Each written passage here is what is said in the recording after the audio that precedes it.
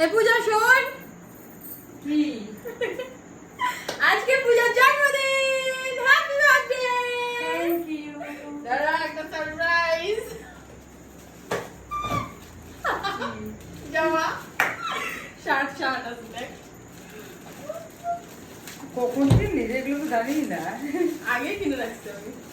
তাড়াতাড়ি খোল, 24 সেকেন্ড হয়ে গেছে। আমার কাছে আছে না তো